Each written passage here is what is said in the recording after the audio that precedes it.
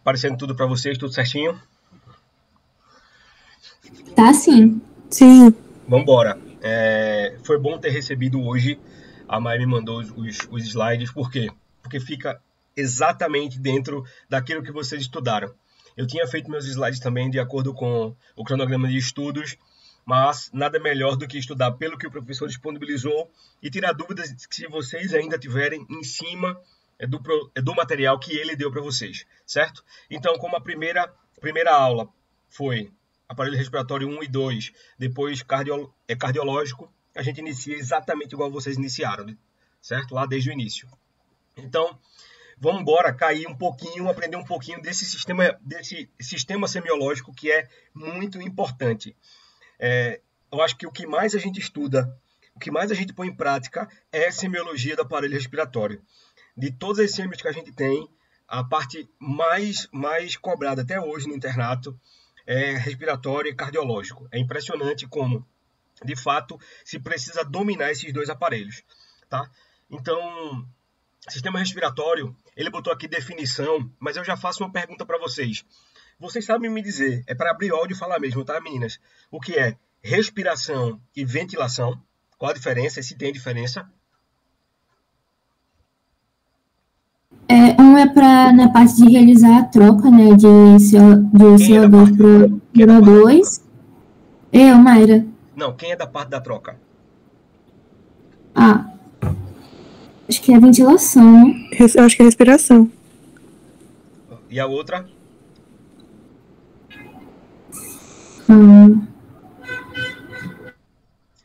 É por aí. De fato, a troca é o processo de respiração, de troca do oxigênio por permeabilidade para o tecido sanguíneo. Mas a ventilação é a oferta do ar que você coloca dentro do pulmão. Mas se a respiração estiver comprometida, um abraço, eu não vou ter troca gasosa, né? Tanto que não existe respiração mecânica, existe ventilação mecânica. Lembra disso? Então, como tem definição aqui, eu não queria definir de uma outra forma que não fosse a gente pensando o que é ventilação, o que é respiração, tá? Se eu estou ventilando bem, eu estou expandindo, eu tenho expansão, eu tenho volume no meu pulmão, eu estou conseguindo colocar ar para dentro. Mas eu preciso ver se a minha respiração está adequada à minha demanda metabólica. Respiração é o processo de troca, a hematose realizada nos alvéolos. Tranquilo? Ali a gente tem mais uma sequenciazinha de percussão, onde a gente deve começar ou não, por onde deve começar os primeiros pontos e fazendo sempre como se fosse em L, mas isso a gente vai abordar mais para frente. Bacana essa imagem porque é o seguinte, muita gente esquece que a gente precisa avaliar sempre os dois aparelhos respiratórios. Eita, temos dois? Sim. Na verdade é um só, mas que é dividido em dois. Aparelho respiratório superior e aparelho respiratório inferior. Então, quando a gente tem, como nessa imagem aqui, cavidade de fossas nasais, faringe e laringe, a gente está falando de aparelho respiratório superior. Infecção respiratória a nível superior. A gente já sabe que está disposta entre fossas nasais até a laringe. Quando a gente fala de aparelho respiratório inferior, a gente já vai abaixo da laringe, traqueia, carina, super importante a carina. Vocês sabem que o nome desse Y aqui é chamado de carina? Vocês já sabiam disso, não? Já. Sim. Beleza. A carina, brônquios, bronquíolos e alvéolos, tá? Então, aparelho respiratório superior, da laringe, faringe e fossas nasais, inferior, o início da traqueia, ali abaixo da laringe e pulmão, certo?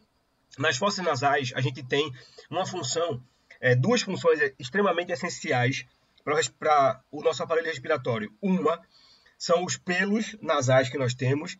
A função principal é filtrar qualquer impureza e também a temperatura e umidificação do ar. Tá? Obviamente o ar vem um pouco mais frio, o ar do ambiente vem um pouco mais frio do que a nossa temperatura corporal interna. Então, o nosso muco nas fossas nasais, e ela... Letícia saiu da chamada. Letícia. Nosso muco nas fossas nasais serve principalmente para o aquecimento desse ar ao passar pela fossa nasal e adentrar o pulmão, para facilitar as trocas gasosas. Então, tanto a meleca quanto o pelo, o nosso pelo, tem como principal função filtrar, reter impurezas, certo? E aquecer o ar. Tranquilo? Vamos lá. Como o sistema respiratório pode ser dividido? Exatamente isso que eu falei para vocês. O trato respiratório superior, trato respiratório inferior. No superior ele ainda trouxe aí nariz externo, cavidade nasal, laringe, faringe, parte superior da traqueia. Exatamente isso. Inferior, parte inferior da traqueia, brônquio, bronquíolos, alvéolos, pulmões em si e o nosso diafragma. O diafragma é essencial para a nossa respiração. Tá lá. O sistema pode ser dividido em superior e inferior, como já disse. Isso geralmente cai em prova, tá, gente?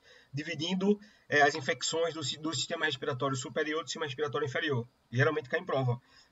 Tá? Então tá lá. Fossas nasais, faringe, laringe, traqueia, brônquios, pulmões. Exatamente isso que a gente vem trazendo. Até aqui, alguma dúvida? Alguma questão específica que queiram saber? Tranquilo, Isaac. Ok. Então, a gente tem parte condutora, como a gente está falando, de nariz, de fossas nasais, de laringe, faringe, de faringe e laringe, traqueia, e temos a parte mecânica, especificamente falando, que vai puxar esse ar para dentro por uma pressão positiva, que é o pulmão. A parte condutora ou parte aérea é essa da via aérea superior até as carinas. Quando a gente passa das carinas, que a gente vai para os brônquios fontes, a gente já tem a parte que não mais é condutora, parte de troca gasosa, parte respiratória, que é do parênquima pulmonar. Seja bem-vinda de volta, Letícia. Olha aí, ocasionalmente a cavidade serve como trajeto para o ar que passa para a faringe e desce para os pulmões. É isso, especificamente para isso.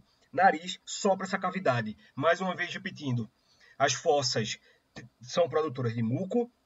Acima dela a gente tem uma lâmina chamada lâmina cribiforme, onde temos o nervo olfatório bem aqui em cima, ó. Bem aqui em cima. Tem um outro ósteo aqui que faz a ligação direta com o ouvido, com o nosso ouvido interno. Mas para a parte respiratória, que é o que a gente precisa nesse momento, cavidade nasal, narina externa, até faringe, laringe, início da traqueia, sistema respiratório superior, condução de ar. Tá lá, parte respiratória, como eu estava falando, brônquios, alvéolos, ductos alveolares, bronquíolos. Ponto final. Componentes essenciais do aparelho são para bombeamento os dois sacos pleurais que abarcam os pulmões, câmara a vácuo ao redor deles e o esqueleto do tórax. Super importante, um dos elementos que a gente vai observar numa semiotécnica ou na semiologia do tórax e respiratória é se o nosso paciente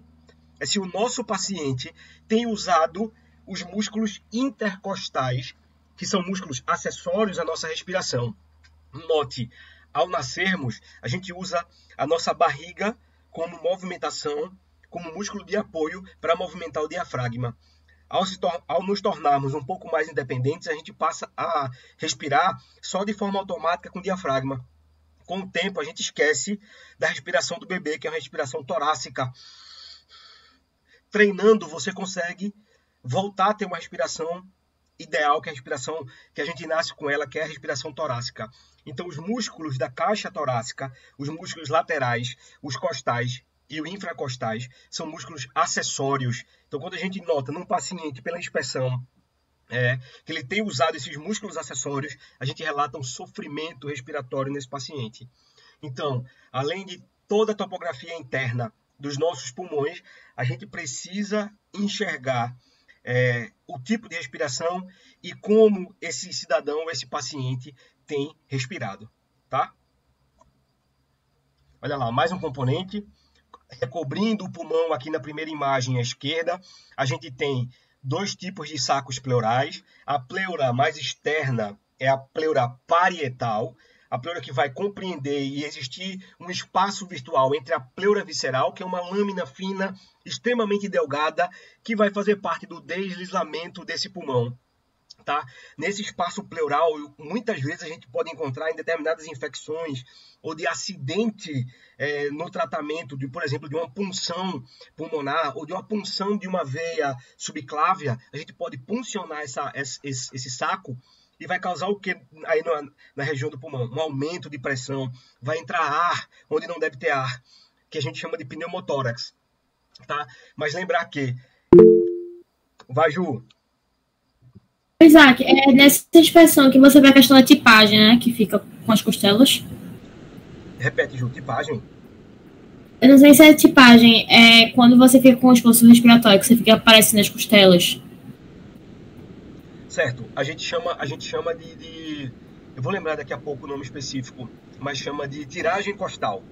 A gente vai ver duas linhas. Na criança, principalmente, quando a gente põe a criancinha em pé ou suspende ela pela axila, você vê que a respiração dela, ela tem um esforço dos músculos que são inferiores ao rebordo costal, inferiores à costela, ao final das costelas. Então, ela está usando os músculos laterais, os músculos acessórios, que a gente chama de intercostais, para respirar. Então, a gente vai ter uma tiragem subcostal. E nos adultos, geralmente a gente vai ver o uso desses músculos aqui de cima, que a gente chama de fúrcula. Então, é quando ele tem um sofrimento da respiração. Tente em casa, tente vocês aí, fazer uma respiração forçada. Vocês vão ver que a gente força muito mais os músculos aqui da base do pescoço, certo? E o músculo aqui da fúrcula, das nossas, ao redor das duas clavículas, tá? Porque o ápice do pulmão está bem aqui em cima, ó. Então, nos adultos, geralmente a gente vai enxergar o recrutamento das fúrculas para respirar de forma forçada. E também dos intercostais laterais. Na criança, quando a gente levanta, suspende ela um pouco, ou nem precisa suspender, só tirando a blusa delas, vocês vão ver que elas fazem duas marcas mais profundas entre o final das duas costelas, que a gente chama de rebordo costal, bem aqui embaixo, marcas aqui embaixo. Vocês vão ver que elas vão ter um ar forçado vindo de baixo. Você vai ver que ela vai recrutar mais do abdômen para encher o pulmão, que a gente chama de tiragem costal, tá? Então, tudo isso aqui está associado.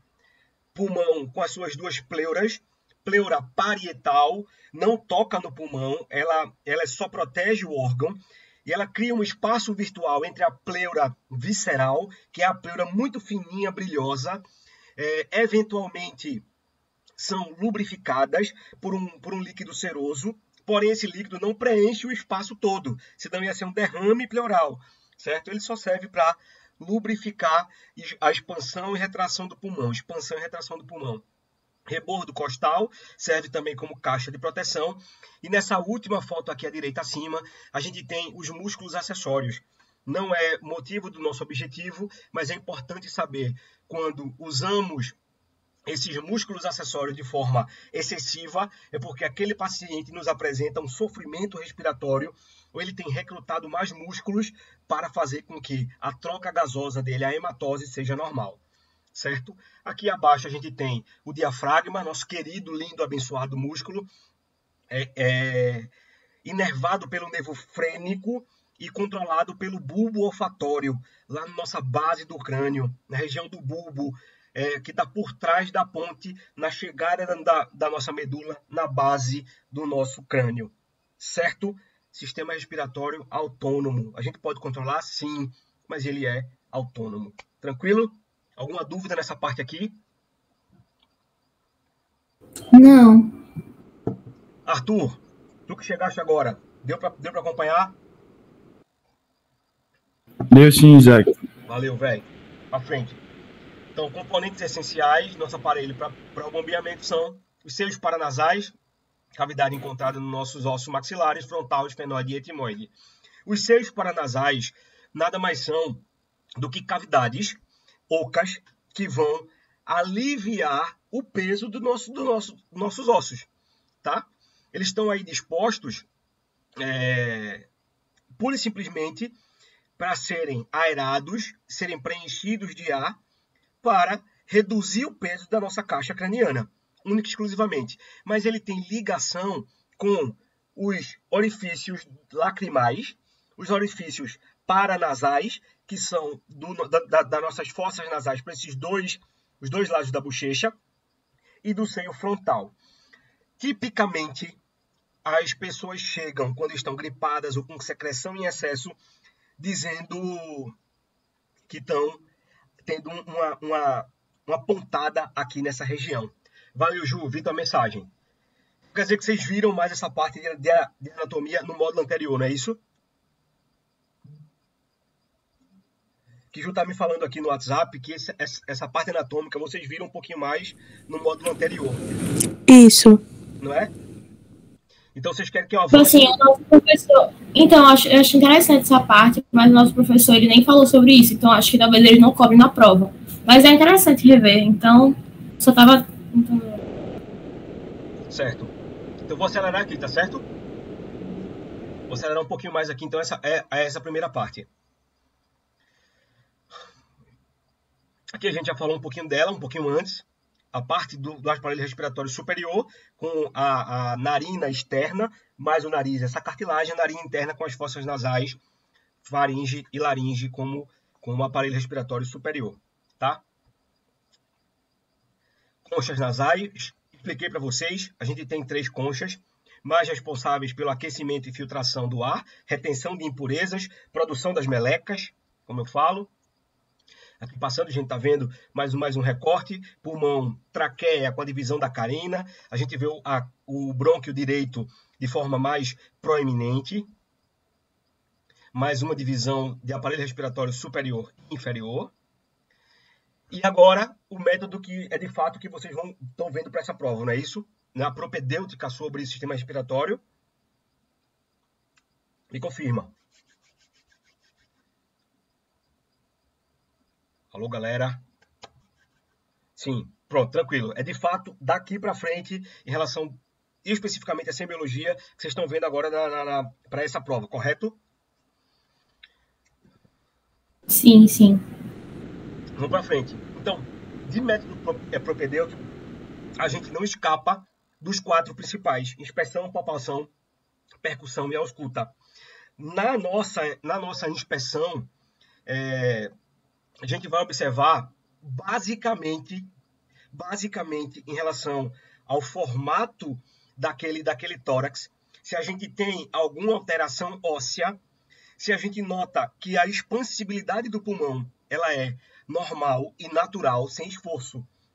Olhando para o paciente, a gente já vê no rosto dele também se ele tem um sofrimento ao respirar ou não. Toda essa inspeção visual da parte pulmonar, da parte respiratória, deve ser feito com o paciente sem camisa, tá? As mulheres devem estar ou de top ou de sutiã, mas ele precisa tirar a camisa para ter uma melhor observação nesse sentido. Se você, homem, estiver observando uma mulher nesse momento, peça para uma técnica sua estar presente. Se você, mulher, estiver fazendo essa inspeção em um homem, peça para um técnico de enfermagem seu, naquele momento, estar presente. Certo? Uma das observações também é ver se a gente não tem desvios de linha média, como tem aqui embaixo aparecendo nesse paciente, onde a gente está vendo uma linha paraesternal, essa linha do centro do peito desse homem aqui, e uma linha hemiclavicular no médio da clavícula, no meio da clavícula para baixo, geralmente passando ali na região do mamilo, tá? Para a gente ver se não há algum desvio, certo? Ou se não há uma má formação óssea. Certo? Isso que a gente vai olhar primeiro na inspeção do nosso paciente. Geralmente o paciente deitado e em pé, ok? Simbora. Olha lá, ó. Aqui nessa imagem, a gente já tem aqui falando aqui em cima, ó, na região supraesternal, supraclavicular e clavicular, aquilo que eu estava falando para vocês. Note que a gente já percebe que esse paciente já tem uma leve inclinação para o lado do ombro esquerdo. Então, ele já tem uma mudança de postura. A expansibilidade desse pulmão já vai ser alterada. Então, na inspeção, você já nota que fisiologicamente, naturalmente, ele já tem aquilo ali, ou por algum processo de doença, acidente ou patologia, ele tem aquela curvatura na coluna vertebral, que vai comprometer a expansibilidade do paciente. Então, nessa inspeção, a gente já nota se ele traz um sofrimento e um recrutamento dos músculos supraclaviculares ou dos infracostais, ou também da tiragem costal, certo? Na região inframamária, se ele faz esforço disso. Então, tudo isso precisa ser observado. Para quê, Isaac? Para a gente relatar paciente em abdômen não, tórax, em barril, em posição cifótica, com posição cifótica, certo? Isso na descrição do exame físico deve ser detalhado. Na entrevista, sempre extremamente importante lembrar, perguntar de onde aquele paciente vem, onde ele mora, qual a atividade dele, certo? Porque se ele trabalha, por exemplo, na produção de telhas, que tem ali a silicose, ou se ele trabalha com aves, que tem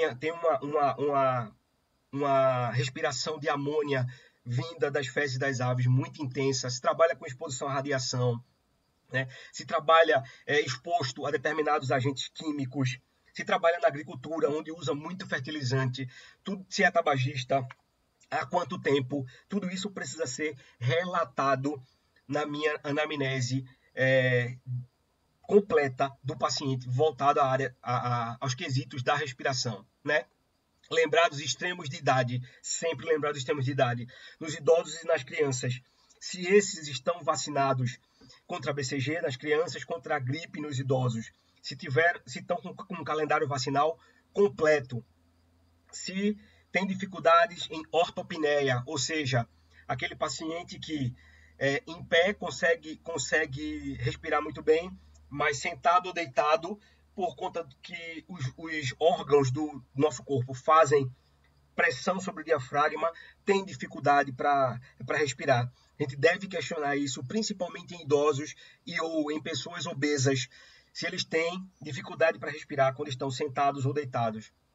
Tá? Hemoptise, se existe em algum momento, que é o cuspe, ou então a secreção do nariz com sangue, tá?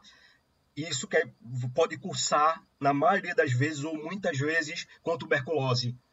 E a quantidade ou frequência da respiração. Se a respiração dessa pessoa é curta e ela se sente sempre muito cansada, ou se a frequência respiratória dela está ali acima de 22, 20, de 18 a 22 é o padrão respiratório normal. Lembrando que as crianças têm uma frequência respiratória mais alta, mas no adulto a gente vai aceitar o padrão de frequência respiratória de 18 a 22 incursões respiratórias por minuto.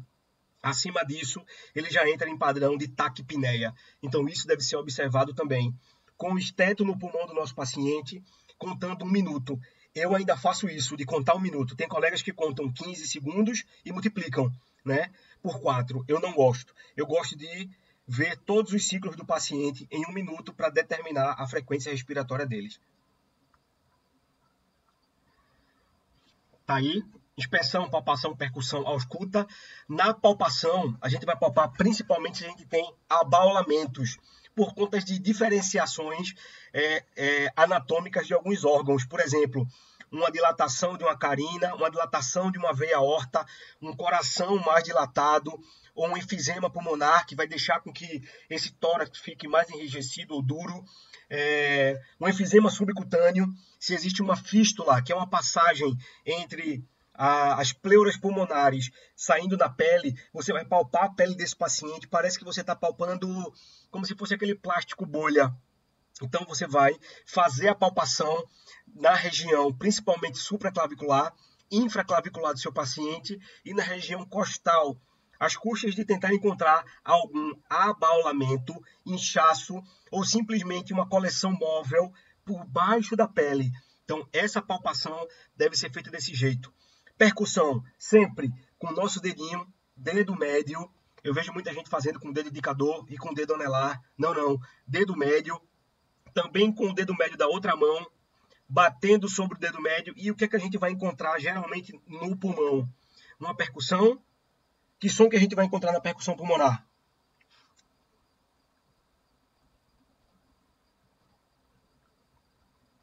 Pessoas. Timpânico. Um som timpânico. Na troca e na respiração, em algum momento, quando ele expira, a gente vai ver um som menos timpânico, mas quando ele inspira, o som vai estar mais timpânico. Se a gente está palpando na região do nosso tórax, que tem o nosso pulmão cheio de ar, e a gente encontrar um som maciço ou submaciço, é porque a gente está ou palpando uma víscera naquela região. Na região do coração, por exemplo, no nosso pulmão esquerdo, o som vai ser submaciço, porque tem um ar do pulmão ao redor, mas tem um coração ali também, né? Então, assim, se a gente palpa em outras regiões que tem só ar, que deveria ser só ar, o som tem uma característica mais timpânica, e a gente nota um som maciço ou submaciço, é porque aquele pulmão ou está congesto, ou está com coleção, ou tem derrame pleural, certo? Então, vamos lá. De início, avalie o estado da pele e das estruturas superficiais da parede do tórax. Exatamente. Na inspeção, a gente vai ver alguma vermelhidão, sinal de edema, certo? E a inspeção do tórax é estática e dinâmica. Por quê? A gente precisa ver se paradinho aquele pulmão, o gradil costal daquele cliente ou daquele paciente está normal, e se na respiração a expansibilidade dele também está dentro dos padrões.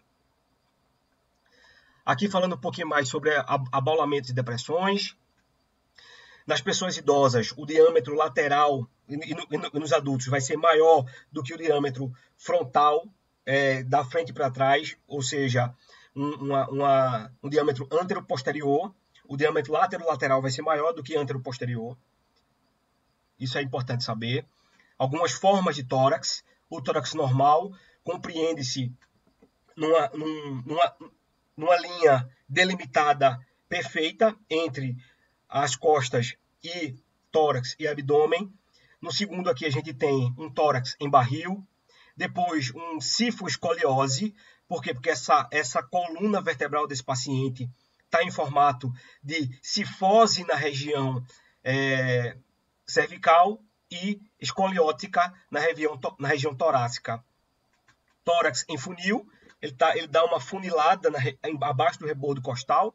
E o tórax de pombo, geralmente ele tem um osso mais proeminente aqui na frente. Tórax chato, a gente vai encontrar geralmente nas pessoas magras, bem magrinhas, certo? Chato ou plano. Aqui, ó, a parede anterior não apresenta sua convexidade normal, havendo redução do diâmetro. Ela não tem uma curva normal na região do externo. É um tórax extremamente reto, reduzindo também a expansibilidade. Então, note que na inspeção visual, a gente já vai ver que esse tórax tem uma configuração diferente do tórax normal. Olha ali, aqui o tórax em funil ou em peito de pombo, chama também ali de pectus carinatum, certo? Geralmente relacionado ao mau desenvolvimento infantil. Tá até aqui, né, escrito peito de pombo ou quilha de navio, que é aquela frente, aquela pontinha da quilha de navio. Ele até traz aqui que está relacionado a algumas alterações de ventrículo direito e também má formação congênita ou baixo desenvolvimento. Tórax em barril, geralmente vamos encontrar tórax em barril em pessoas que são fumantes de longa data, que a gente chama de DPOC, certo? Ou pessoas que tiveram pneumonia de repetição durante muito tempo, ou que trabalham em ambientes tóxicos, a exposição a muita fumaça, a sílica, agricultores que trabalham muito com inseticidas. Por que esse tórax vai ficar em barril? Por que ele vai ficar inchadão, largo, né? Porque o pulmão dele vai se expandir tanto, e quando se expande vai criando determinadas cicatrizes, que a gente chama de efizema. São áreas que não há mais troca gasosa, e como o tecido pulmonar ele não se regenera, ele vai criando pequenas cicatrizes, e o pulmão vai diminuindo sua complacência, certo? Então, a tendência aqui, a gente tem as costelas mais afastadas, e o aumento tanto antero-posterior desse tórax, como lateral. Então, é o tórax em barril ou em tonel. Tórax em tonel, mais uma vez aí, alargado. Ó, Ju falou, e agora também Arthur falou ali no WhatsApp que vocês estão focados especificamente na propedêutica. Isso aqui ainda foge da propedêutica de vocês.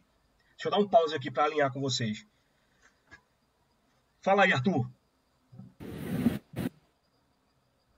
Não, isso aqui tá dentro, mas assim, só pra... Eu falei porque eu queria mandar os materiais da minha professora de HC para você ter uma ideia mais ou menos do que a gente está focando para as próximas aulas, sabe? Tranquilo. Isso aqui que eu estou falando, então, tá dentro do encaixado que vocês estão vendo, beleza?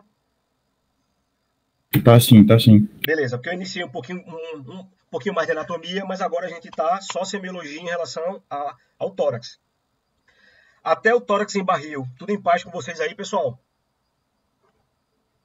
Sim. Sim, Isaac. Beleza. Então, um tórax que a gente vai encontrar bastante também. Por incrível que pareça, a gente encontra muito esse tórax com infundíbulo ou com infundibiliforme, que do grego pectus excavatum, ou tórax escavado. A gente fala desse tipo de tórax aí, tórax escavado. Ponto final. Geralmente associada a uma deformidade das cartilagens e da articulação intercostal. A gente sabe que as nossas cartilagens fecham aqui no centro do nosso peito, no nosso osso externo. Então, quando a gente tem uma deformidade, uma malformação, uma deficiência nessa articulação, a gente vai ter o tórax escavado. Assim como o peito de pombo, o escavado para dentro e o peito de pombo para fora, ou tórax em quilha de navio, certo? Simbora, mais uma vez. Olha aí, pode ser congênito ou adquirido, certo? Congênito geralmente... Vai, Ju, manda. Ah, não, deixa eu ia perguntar se tinha alguma patologia. Você vai falar sobre isso agora, né? Sim. Não. Relacionado a raquitismo. Vocês vão ver que as pessoas que crescem um pouco menos, elas não são anãs, tá? Não é nanismo, é raquitismo. É deficiência de crescimento mesmo. Vocês vão ver que o tórax dela é um pouquinho para dentro, um pouquinho afundado. Às vezes a gente não encontra de forma tão acentuada como desses dois aqui, dessas duas pessoas da foto. Mas a gente encontra muito. Ou então, quando a gente tem um distúrbio da respiração mesmo, onde durante muito tempo, no desenvolvimento daquela criança e também na fase adulta, ela tem sofrimento respiratório. Crianças que foram muito fracas na época, na infância, que tiveram infecções de repetição, muitas vezes, que tiveram que ser internadas muitas vezes com uso de ventilação mecânica. Vocês vão ver que, por não ter trabalhado muito bem a expansibilidade desse pulmão e desse tórax, eles desenvolvem, as cartilagens acabam se acomodando e esse tórax fica desenvolvido um pouquinho para dentro, tá? Beleza, Ju? Respondido?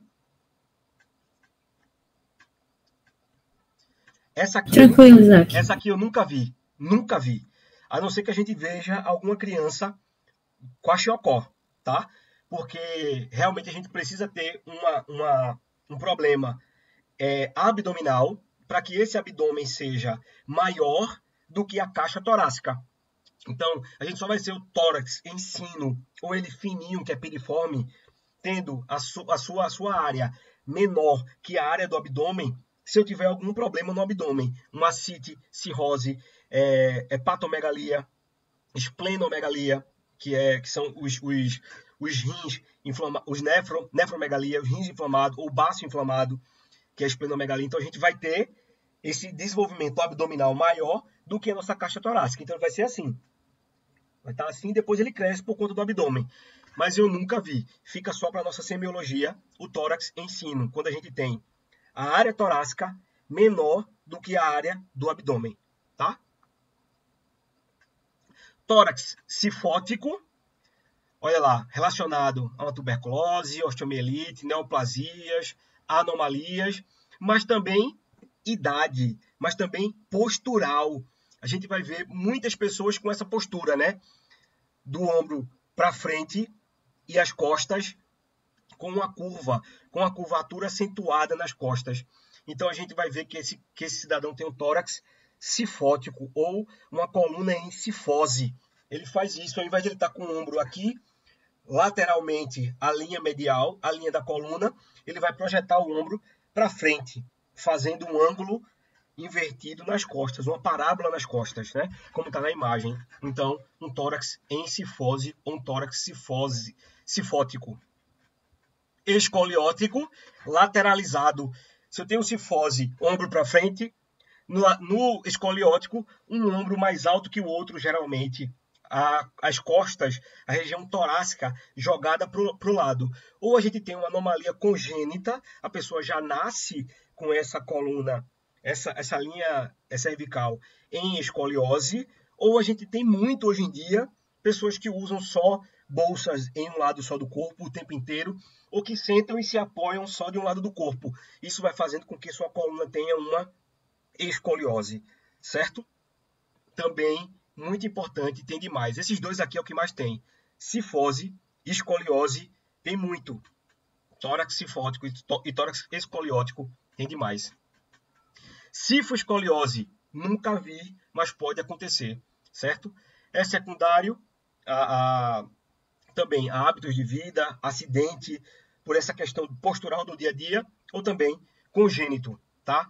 Mais importante para vocês, cifótico, cifose ou escoliótico, tá? Mais uma vez aqui, passando por alguns exemplos de novo do tórax. O tórax chato, esse primeiro aqui da imagem, esse rapazinho aqui de cima, ele tem o tórax chato, essa primeira imagem que está na fita. O tórax em tonel ou em barril é desse senhor aqui à direita, aqui acima. O tórax em sino é dessa radiografia aqui dessa criança. Note que o gradil costal dele na parte superior, próximo à escápula e os ombros, é bem mais fina, bem mais estreita do que a região infracostal, do que a região do rebordo costal, sendo mais grossa a região próxima do abdômen, certo? Você vê uma disparidade gigante. Então, o tórax em sino. O tórax cifótico desse outro senhor aqui à direita, tórax cifótico. Cifoescoliótico dessa mocinha aqui. Isso aqui provavelmente não, com certeza é congênito. Ela nasceu com essa anomalia cervical, cifoescoliótico. Tórax infundibiliforme, tá aqui, infundibiliforme. E o tórax cariniforme aqui à esquerda. Tranquilo? Alguma dúvida em relação a essas imagens? Vai cair essas imagens aqui para vocês.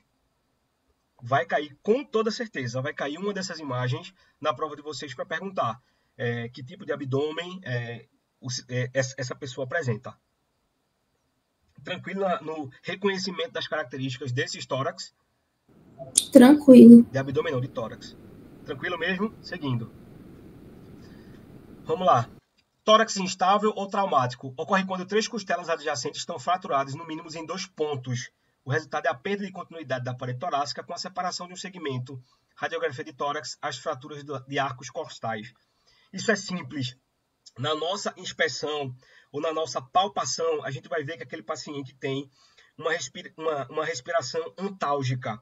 Ele não consegue expandir o tórax ao ponto máximo da expansão normalmente. Por quê? Porque ele tem uma fratura. E como é que a gente vai notar? Primeiro, inspeção. A gente vai ver que tem, como na imagem aqui acima, que a gente teve uma lesão. Opa, essa pele está lesionada. Segundo, a gente vai palpar. Ao palpar, vai notar essa costela fraturada. Em terceiro, a gente vai observar a dinâmica desse tórax.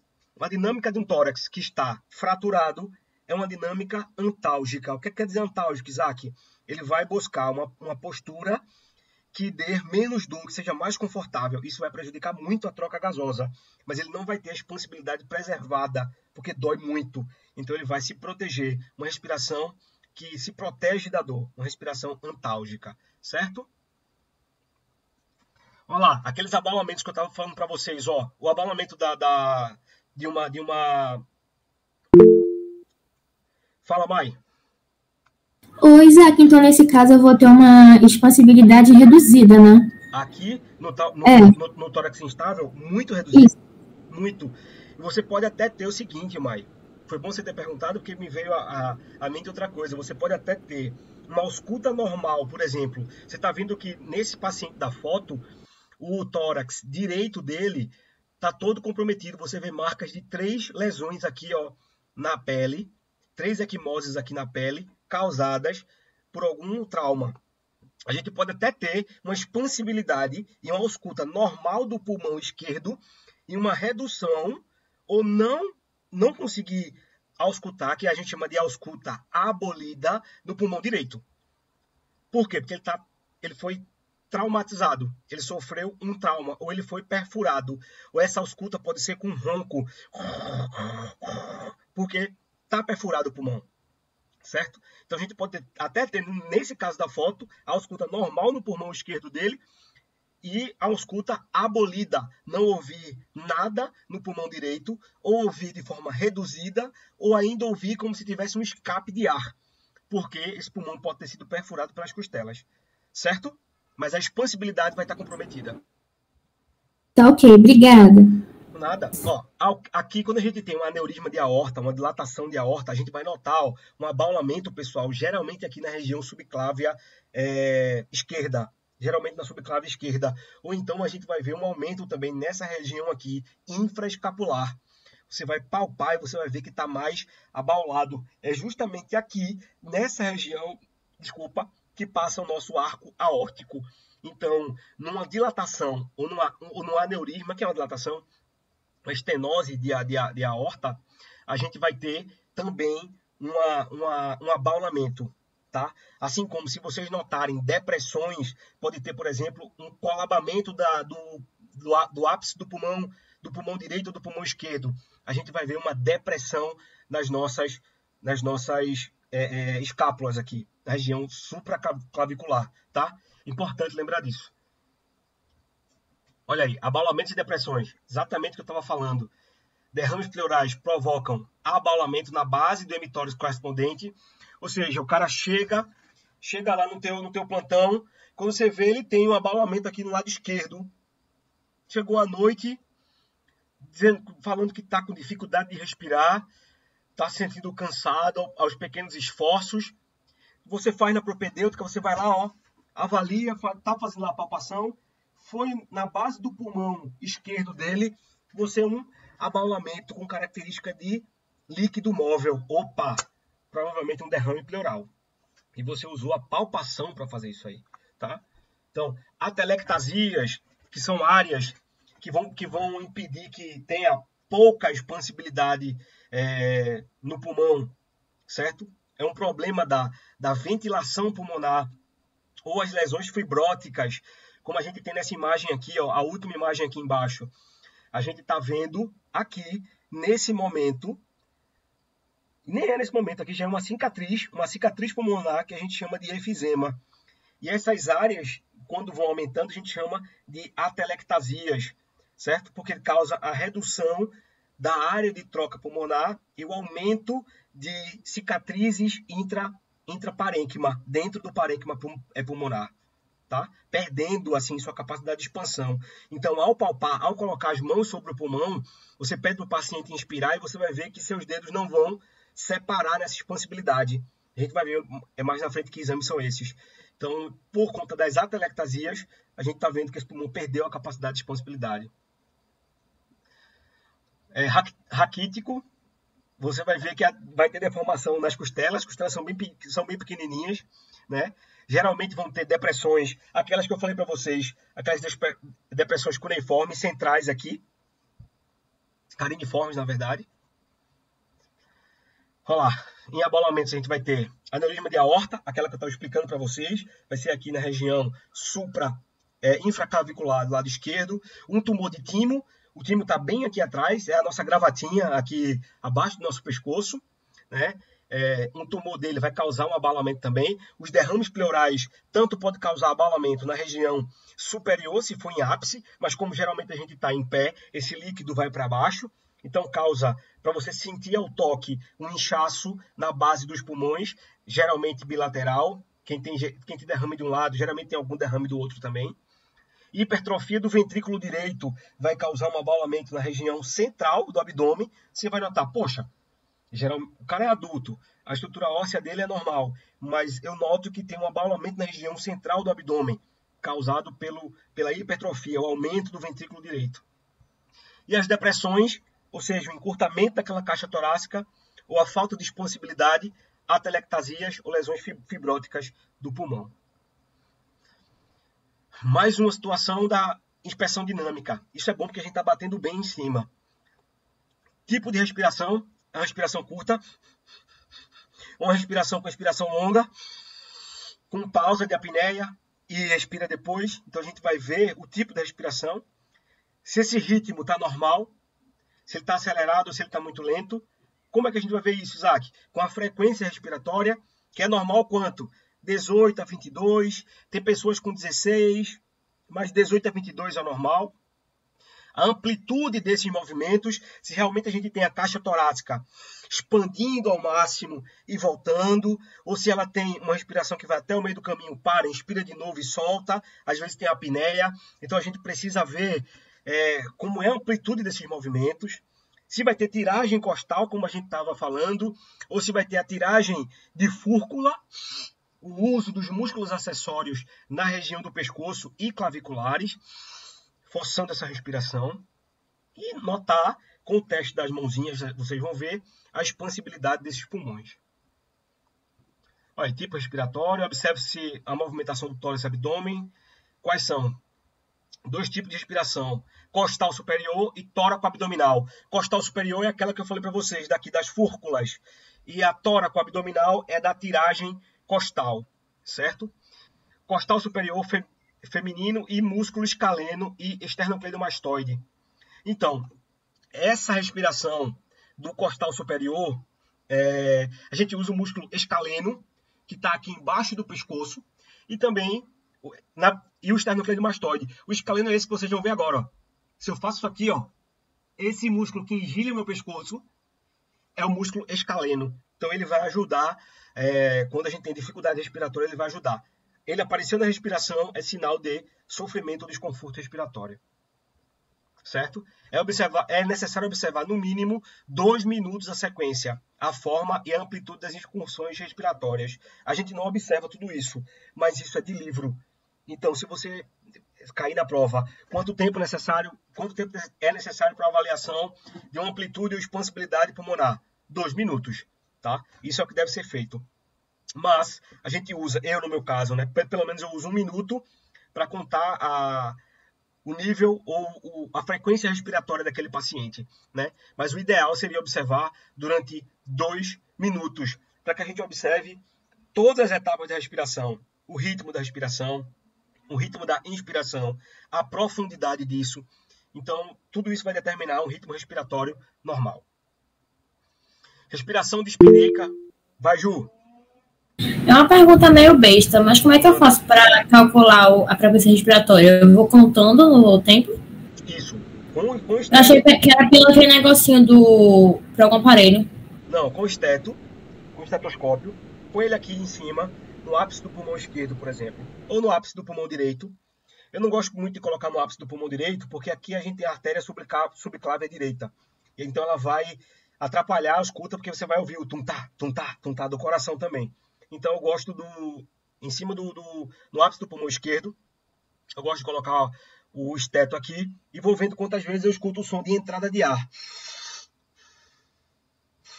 E só entra ar depois que sai, depois que ele faz um ciclo pulmonar, um ciclo respiratório, certo? Então eu vou contando quantas vezes ele inspira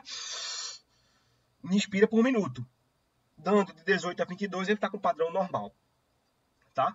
Isso aqui é bom ler um pouquinho. Ó. Respiração dispneica, caracteriza pela sucessão regular de movimentos respiratórios, amplos e quase sempre desconfortável para o paciente. O cara está dispneico. O cara está entrando numa respiração que não é padrão normal. Sofre, às vezes mais, às vezes menos, às vezes sofre para respirar, às vezes entra em conforto. O cara está dispneico. Platipneica, dificuldade para respirar em posição ereta, que se alivia na posição deitada. Muito raro encontrar essa respiração. Muito raro encontrar, certo? Muito raro. Tem dificuldade para respirar na posição em pé. Muito raro. Ortopneica, dificuldade para respirar mesmo na posição deitada. Então o cara está em pé com dificuldade, deitado está com dificuldade, ortopneia. Trepopneia, condição na qual o paciente se sente mais confortável para respirar em decúbito lateral. Pode ocorrer insuficiência cardíaca congestiva e um derrame pleural. Por quê? Porque ele tem dificuldade para respirar quando ele está sentado, quando ele está em pé, porque o derrame pleural dele é tão grande em um determinado lado do pulmão que quando ele senta ou deita. Geralmente quando deita para o lado do pulmão que está com derrame, vamos lá, eu estou com derrame pleural no meu pulmão direito. Quando eu estou sentado agora com vocês, meu pulmão direito está aqui e ele está com derrame pleural extenso de 1 litro ou de 750 ml. Então eu estou com uma dificuldade, uma dor toda vez que eu vou inspirar e uma dificuldade para expirar também, porque meu pulmão, quando vai reexpandir, ele encontra água. Então isso vai doer. Então, quando eu deito do meu lado direito, eu deixo livre tanto o meu pulmão esquerdo, quanto eu deixo livre uma área superior aqui do meu pulmão direito. Certo? Ou então eu deito de peito, porque todo aquele líquido vai para frente e o meu pulmão expande para as costas. Eu tenho uma área de expansão maior para as costas, então eu tenho um conforto. Essa pessoa está em trepopneia. Ele só se sente confortável quando deita para o lado da região que tem ou o aumento cardíaco ou a área do derrame pleural. Deu para entender? Deu. Beleza. Mais respirações. Essa aqui a gente encontra muito. Respiração de Kussmaul. A gente encontra bastante. O paciente inspira, expira, para.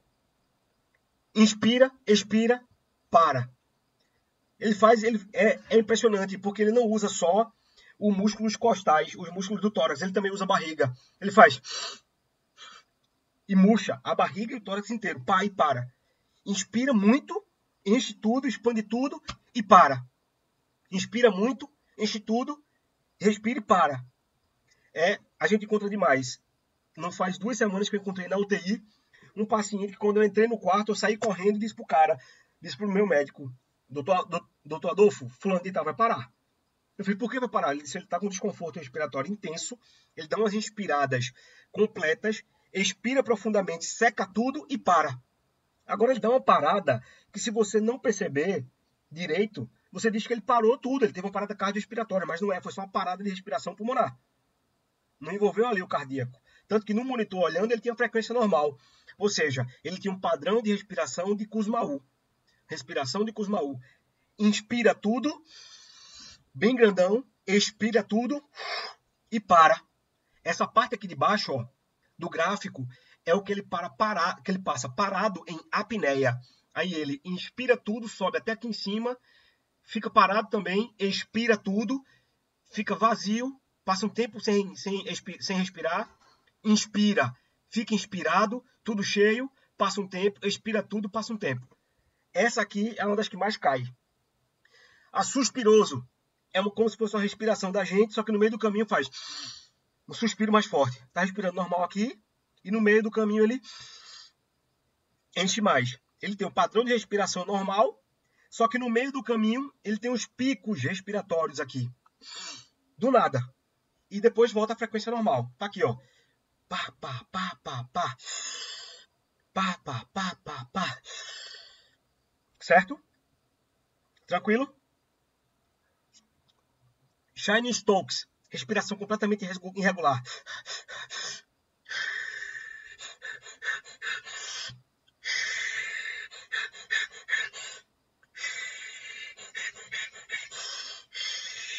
Ele tem uma respiração curta, rápida, que no meio do caminho tem uma entrada e uma saída forte, depois continua uma respiração curta e rápida e uma apneia.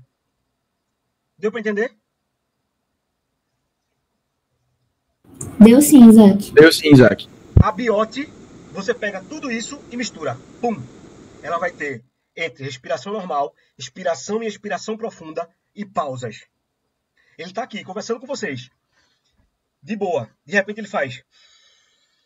enche tudo e para. Simplesmente ele para de funcionar. Aí ele volta a respirar normal. Aí para. Aí dá aquela inspirada bem profunda. Aí e para de novo. A biota é completamente irregular, associado no meio a uma parada, tá? Isaac, dessas quais são as principais? Dessas 4, qual é que cai na prova? Kussmaul e Shiny Stokes. Essas precisa saber, tá? Tem também diversos videozinhos na internet, no YouTube, de 30 segundos, 50 segundos, mostrando o paciente com essas 2 respirações. mas essas vocês precisam saber de cor, tá? Porque as outras a gente acaba associando a alguma dificuldade respiratória, mas essas são padrão respiratórios realmente graves do paciente. Respiração de Kussmaul e respiração de Cheyne-Stokes. Ou de Cheyne-Stokes. Tá ali, ó. A principal característica desse ritmo respiratório são as amplas e rápidas inspirações, interrompidas por curtos períodos de apneia, e após isso, expirações profundas e ruidosas, que por sua vez são sucedidas de pequenas pausas de apneia. A respiração lembra a de um peixe fora d'água. Lembra mesmo, verdade. Insuficiência renal, esse meu paciente tinha insuficiência renal, e cetoacidose diabética, que a gente viu anteriormente nos nossos assuntos de tutoria. Inspiração suspirosa, também está aqui, bem explicada já. Inspiração de Cheyne-Stokes, regulada pela relação CO2-O2. Geralmente, pacientes que têm um coração bem grandão e com a fração de ejeção prejudicada, ou seja, ele não consegue pôr para fora mais do que 50% daquilo que ele recebe vindo do corpo. Um coração com insuficiência cardíaca, né? Então, insuficiência cardíaca grave, acidentes vasculares cerebrais, traumas crânioencefálicos e na intoxicação por morfina e barbitúricos. Barbitúricos, leia-se também os benzodiazepínicos, são da mesma família, tá? As intoxicações por clonazepam, diazepam, alprazolam, também dão essas respirações de Cheyne-Stokes, tá? Então ele tem uma respiração dispneica aqui no início, rápida, com enchimento e esvaziamento rápido. Depois ele tem uma respiração mais superficial, não tem aquele curso profundo de encher o pulmão e esvaziar o pulmão todo, e cursa com uma apneia, Cheyne-Stokes. Respiração de Biot, cai muito pouco, mas está associada a meningite, algum tumor cerebral, um hematoma na região subdural, seja cerebral, seja na medula espinhal. E agora, alguns outros padrões. Isso aqui a gente usa muito no nosso dia a dia. Taquipneia, a frequência respiratória acima dos valores normais. A gente vê o paciente realmente taquipneico acima de 22, certo? É acima de 22, mas para a gente categorizar mesmo a taquipneia, você vai ver um paciente com uma frequência respiratória de 30, 32 ou acima disso, tá? E tem lá, taquipneia, esforços físicos, emoções fisiológicas, né? Febre causa muita taquipneia, lesões pleuropulmonares. Por que lesões na pleura do pulmão? Ou doenças? Porque o pulmão vai precisar trocar mais rápido, então aquele paciente está taquipneico. Paciente que chega, você vai notar logo, paciente com febre, geralmente ele está taquipneico. Por quê? Porque ele tem um acúmulo de citocinas em todo o seu corpo. Bradipneia, uma respiração lenta, lentificada. Olha, isso significa frequências respiratórias inferiores aos valores normais, menor que 16, tá? Sono. Por que em atletas? Porque atletas ele está tão acostumado a ter uma frequência respiratória mais alta por conta da intensidade física, do esforço físico, que ele em repouso vai ter um padrão de respiração diferente das pessoas habituais. Por quê? Porque ele tem uma reserva tanto metabólica quanto uma reserva de oxigênio nos tecidos muito maior do que qualquer outra pessoa.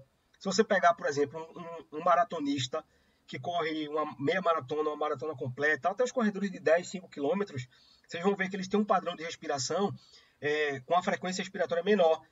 O jogador de futebol tem uma frequência menor. Por quê? Porque eles estão acostumados no dia a dia deles a ter um padrão de respiração mais elevado. Eles estão o tempo inteiro se exercitando, certo? Então, esse pessoal tem uma bradipneia fisiológica. Por isso que é importante saber com que você trabalha, o que é que você faz. Se é atleta, se é praticante de atividade física, você fuma, justamente para determinar em que nível está de taquipneia, de bradipneia, ou se ele está eupneico, certo? Eupneico é o padrão normal. E está lá, em bradipneia ainda, lesões cerebrais, com hipertensão intracraniana, intoxicações, mais uma vez por barbitúrico e opiáceos. A apneia é uma parada respiratória e eupneia ou eupneico é uma frequência dentro da normalidade, certo? Alguma dúvida até aqui, gente?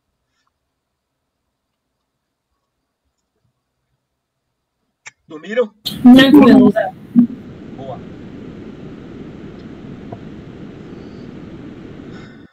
Ok. coisa linda aqui, né? Padrão de respiração. Tá, tem rapidinho. A questão da respiração de Piot, de Cheyne-Stokes, ele vai colocar o gráfico na prova? Como é que ele ia cobrar isso? Ele pode colocar o gráfico na prova. Porque é muito difícil determinar uma respiração dessa, descrever uma respiração dessa por texto, né? É muito difícil. Muito. Por isso que as duas respirações mais cobradas são a de Kussmaul e Cheyne-Stokes. Porque essa, se vocês lerem, ó, dá para ter uma ideia melhor do padrão respiratório. As outras são um pouquinho mais complicadas. Então essas, além de vocês saberem um pouquinho mais o texto, saibam identificar também a característica do gráfico. Na minha prova caiu essa respiração aqui, tá? Caiu essa foto aqui. Respiração de Cheyne-Stokes. Tinha um textinho e vinha acompanhado dessa imagem aqui, tá? Mas isso aqui é importante vocês saberem o texto também um pouquinho. Beleza?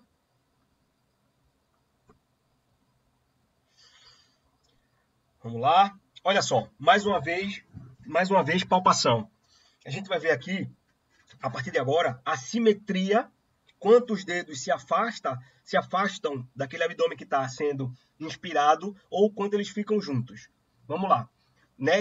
Nessa semiotécnica agora, nessa semiologia, a gente vai avaliar especificamente possibilidade pulmonar.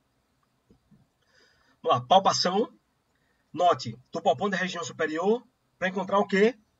Abaulamentos, ou depressões, ou enfisemas pulmonares. Então, palpação, rebordo costal posterior, palpação, rebordo costal anterior, palpação da região infracostal, certo? Olha aqui, investigar 3 parâmetros. Estrutura da parede torácica, ela está pérvia, as costelas estão íntegras, existe sinal de fratura, de edema, de equimose? Não, ok. Tem sinal de abaulamento ou de retração? Não, tá ok. Então, estrutura da parede torácica deve ser avaliada. Expansibilidade ou mobilidade. Esse pulmão expande, inspira e expira de forma normal. Frêmito tóraco-vocal, a famosa pectorilóquia. Pectorilóquia, esse nome feio. Vai pedir para o paciente falar 33.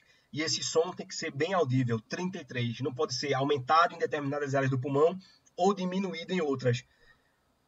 Nos focos pulmonares, você vai pedir para o paciente falar 33. 33 é o frêmito tóraco-vocal, ou só colocando a mão. Vamos ver. Estrutura da parede torácica. A parede torácica inclui pele, tecido celular subcutâneo, músculos, cartilagens e ossos. Perfeito. Expansibilidade e mobilidade dos ápices. A gente já falou bastante aqui. Olha, expansibilidade e mobilidade dos ápices. Com essa posição aqui, nessa imagem da esquerda, a gente vai posicionar a mão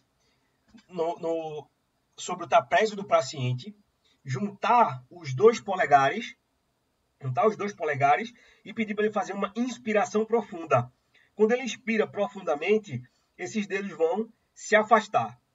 O ideal é que esses dedos se afastem até que a medula espinhal, o ossinho da medula espinhal, o ossinho da coluna vertebral, apareça. Eu junto os dois aqui, e ele precisa expandir, ó, até ali, 1,5 cm, 2 centímetros. É uma expansibilidade normal. Vocês vão notar que pacientes que são tabagistas de longa data, que são DPOC, ou que sofreram muitas infecções com pneumonia e tuberculose, ou seja, aquele paciente que tem o abdômen em tonel, em barril, vocês vão colocar as mãos, vocês vão ver pouca expansibilidade. Ele vai abrir assim, ó, abrir um pouquinho só. Você vai ver que ele tem expansibilidade diminuída. A gente também pode fazer procurando o rebordo costal posterior. A gente vai colocar as mãos, essa posição aqui das mãos, a região hipocatenar das mãos, essa região de baixo, sobre o final das costelas do paciente, no rebordo costal posterior, como essa foto da direita está fazendo aí, ó, desse jeito, certo? Contanto que a nossa curva do dedo, a curva dos dedos, acompanhe a curva da última costela, certo, pessoal? E vai pedir para o paciente, inspirar profundamente. Ao inspirar, esses dedos também precisam afastar na distância da nossa medula espinhal, na distância dos ossinhos da nossa costela. Entendido até aí?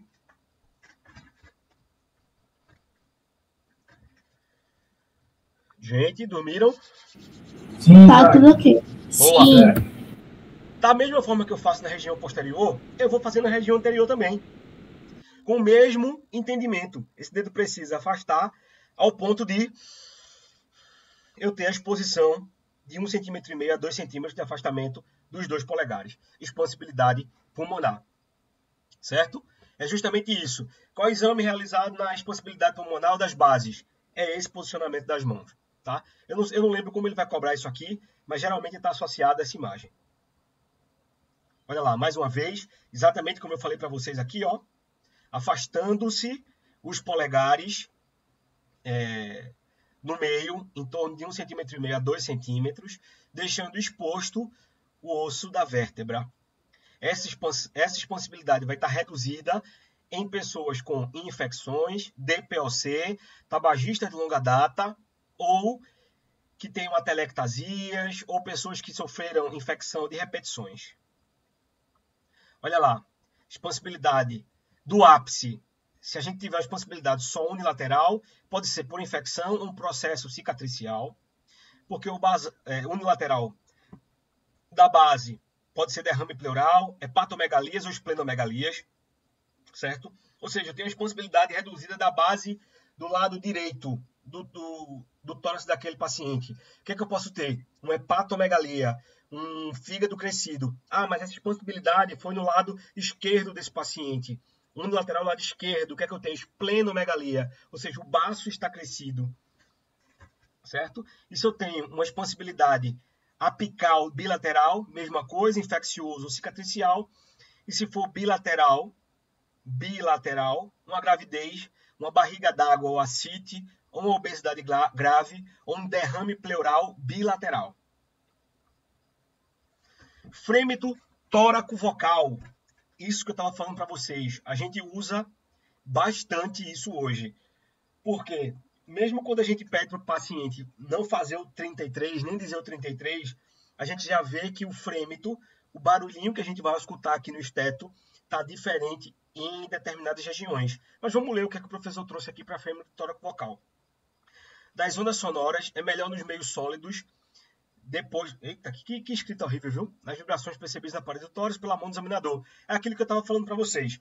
A gente vai colocar a mão, principalmente nas costas do nosso paciente, no ápice, mais próximo do pescoço, no meio das costas, na região da escápula, e embaixo, próximo ao fim do rebordo costal.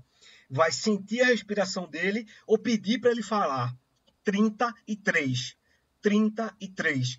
E a mesma sensação que você tem no ápice, no lobo médio e no lobo final, você tem que ter aquela mesma sensação de vibração.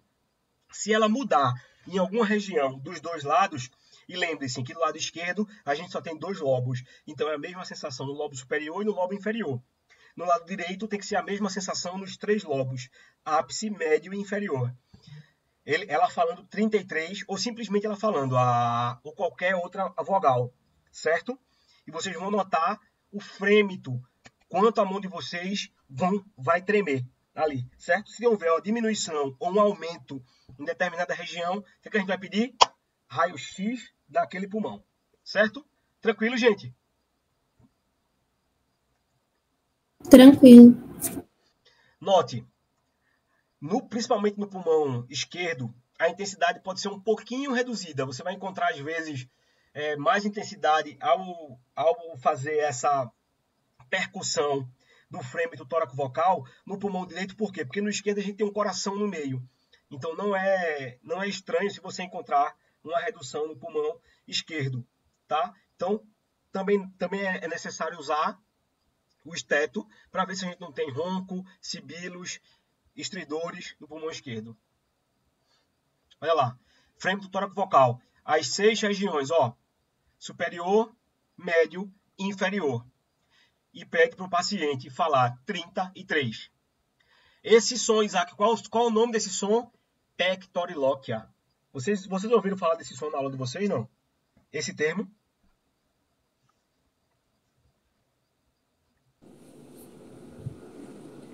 Na minha, eu acho que sim.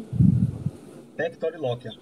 Então, se a gente tem um aumento desse frêmito tóraco-vocal, o aumento, a gente está relacionado mais ao quê? Uma pneumonia ou a uma região que está infartada uma região que não está mais funcionando, ou seja, tem mais ar naquela região. Então, aumenta o tórax vocal, do frame do tórax vocal aumenta. Certo? Ou uma consolidação, como na pneumonia. Se tem diminuição ou desaparecimento desse frame do tórax vocal, derrame pleural, atelectasias, pneumotórax e enfisema pulmonar. Percussão, a gente já falou um pouquinho sobre ela, né? Mas deixa eu ler aqui esse texto. Percussão constitui em si produzir vibrações na parede torácica que se transmitem em órgãos e tecidos subjacentes. Essas vibrações irão produzir um som. O som irá variar dependendo da relação existente entre a quantidade de ar e tecido. Eu falei para vocês, a gente na percussão, dedo médio contra dedo médio, vai notar na caixa torácica mais um som timpânico. Em cima do coração, o som é maciço ou submaciço. Mas nas outras regiões precisa ser um som timpânico. Se esse som muda, deve-se ir lá com o estetoscópio, ouvir e notar se a gente tem o som de ronco, estridores, enfim, outros tipos de sons. Certo? Olha lá, a gente tem aqui o exemplo do bombinho. Se vocês fizerem a percussão no rebordo costal inferior direito, vocês vão ver que o som vai mudar completamente. Vai ser um som de tuf, tuf, tuf, tuf. Porque o som do fígado é um som maciço, né? Mas em toda a caixa torácica é um som mais timpânico. A técnica da percussão, olha lá. Dedo médio da mão não dominante. Quem vai bater é o dedo médio da sua mão dominante. Aquele dedo que você tem mais controle e tem mais força para bater em cima do dedo contrário, certo? Mas dedos usados, dedos médios, pessoal. Já vi muita gente usando o indicador, usando o anelar e usando o indicador da outra mão para bater. Tá errado, é dedo médio em cima do dedo médio. Focos de ausculta. Notem que eles são exatamente iguais, tanto na região anterior quanto na região posterior. São 6 focos de ausculta que vão percorrer de ápice, lobo médio e lobo inferior no pulmão direito, e ápice e lobo inferior, lobo superior e lobo inferior no pulmão esquerdo, já que temos a presença do coração.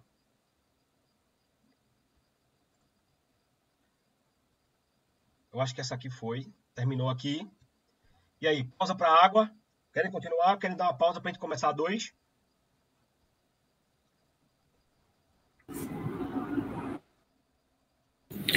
Vamos dar uma pausa, Isaac, rapidinho. Bora. 1h12 a primeira parte deu aí, ó, de gravação.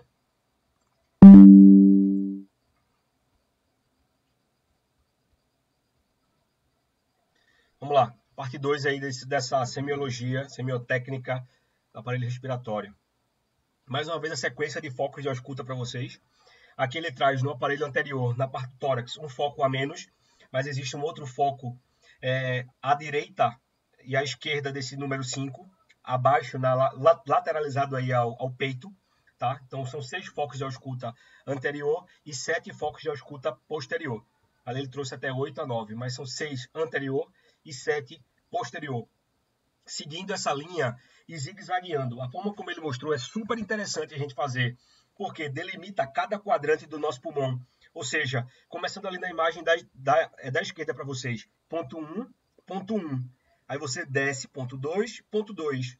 Aí desce, ponto 3, ponto 3. Ponto 4, ponto 4. Certo? Então, sempre fazendo em zigue-zague. Por quê? Porque a gente está comparando exatamente o lado contralateral do pulmão. Tranquilo? Olha aí, é extremamente importante a semiologia da avaliação torácica. E um dos erros grosseiros, como traz aí nesse texto aqui, é a gente tentar fazer a ausculta pulmonar com o paciente vestido, o paciente com camisa. Aqueles que não querem tirar a camisa, gente, a gente pede licença e coloca realmente por dentro da roupa, tá? Como em determinados pacientes a gente não vai fazer a ausculta completa, vai ser só 4 ou 5, 4 focos, os superiores e os inferiores, a gente faz por baixo da roupa. Mas, Isaac, qual é o correto? Precisa ser despido sem a roupa, tá? As mulheres podem estar de sutiã e top, mas o erro grosseiro é fazer a escuta pulmonar com a camisa. Isso diminui muito a efetividade do nosso estetoscópio, tá certo? Para se realizar a ausculta do tórax, o paciente deve estar preferencialmente sentado, com o tórax ou parcialmente descoberto, total ou parcialmente descoberto, como eu falei. Não se deve, por hipótese nenhuma, colocar o receptor do estetoscópio sobre qualquer outro tipo de roupa. Não dá, gente, para colocar. Não vai ouvir direito. Você pode até ouvir, mas não um som fidedigno daquela ausculta do seu paciente. O receptor mais adequado é o diafragma, usando-se o menor diâmetro em crianças. O estético que tem os dois lados, né? Tem estético que tem o lado mais fininho e o lado maiorzinho. Né? Então, a gente vai usar sempre o maior lado para fazer a ausculta pulmonar. O lado pequenininho só para as crianças. Vamos lá. Que som normal é esse? Letícia acabou de me perguntar ali até que horas vai essa aula. Leti, essa aula agora tem mais uns 40 minutos, tá? No máximo 40 minutos essa segunda, tá certo? Então, o som pulmonar. Quais são os sons normais? Som traqueal, de respiração brônquica, bronco-vesicular, murmúrio vesicular. Geralmente a gente vai determinar no nosso relatório, na nossa anamnese, murmúrio vesicular presente em ambos hemitórax, sem ruídos adventícios. Os ruídos que a gente escuta é de traqueia, de brônquio e de brônquio alveolar ou brônquio vesicular, certo? Que a gente chama de murmúrio vesicular. A gente vai determinar assim, dessa maneira. Qual som você escuta? Murmúrio vesicular, ou seja, as duas vesículas, os dois lados da vesícula, tem murmúrio em todos os seus compartimentos, nas suas bases, em lobo médio e lobo superior no pulmão direito, e em lobo inferior e superior no pulmão esquerdo. Os dois apresentam murmúrio vesicular presente em ambos hemitórax. Por que hemitórax? Um hemitórax é um hemicorpo. Hemicorpo direito, hemicorpo esquerdo. Hemitórax direito, hemitórax esquerdo. Em ambos hemitórax, murmúrio vesicular presente em ambos hemitórax, sem ruídos adventícios. Quais seriam os ruídos adventícios? Ronco, estridor, crepitus, certo? A gente vai ver um pouquinho mais na frente. Som traqueal, ou audível na região de projeção da traqueia, no pescoço, na região external. Então, se eu colocar meu esteto aqui, ó, na região do centro, eu vou escutar o som de como se a gente estivesse respirando num cano. Que é o som traqueal, certo? Esse som se dá pela passagem do ar através da fenda glótica, da glote, pela própria traqueia, certo? Dois componentes respiratórios aqui, ó. Inspiratório tem ruído de sopro e expiratório forte e prolongado. Sempre. Um som como se estivesse soprando um cano. Respiração brônquica corresponde ao som traqueal audível na zona de projeção dos brônquios de maior calibre, na face anterior do tórax, nas paredes próximas ao externo. No foco 2 e no foco 3, a gente tem um dos maiores sons pulmonares. Nesse foco aqui e no foco aqui, paralelo ao coração, paralelo ao foco 2 de escuta cardíaca. A gente vai ter esse som da respiração brônquica. Olha aqui, a respiração brônquica se assemelha muito ao som traqueal. Por quê? Porque a gente está auscultando basicamente a carina, ou seja, o terminal, a região terminal da traqueia. Nas áreas que correspondem a uma telectasia ou nas regiões próximas às cavernas. Por isso esse som mais forte. Murmúrio vesicular, como eu estava falando. Os ruídos respiratórios ouvidos na maior parte do tórax são produzidos pela turbulência do ar circulante, que ao chocar-se contra as saliências e bifurcações brônquicas, ao passar por cavidade de tamanho diferente, tal como brônquio, bronquíolos, alvéolos e vice-versa. A ausculta de murmúrio vesicular em quase todo o tórax, com exceção apenas das regiões external superior e interescápulo vertebral, que é posterior, direita ao nível da terceira e quarta vértebras dorsais. A gente vai ouvir esse som em basicamente todo o pulmão, o som da vesícula. Só muda se eu estiver na região anterior, nesse foco 2 e 3 que eu falei para vocês, que a gente vai ouvir mais um som da carina, mais um som de traqueia, um som de cano. E o outro é um som mais de respiração normal, como se fosse o som do nariz. Certo?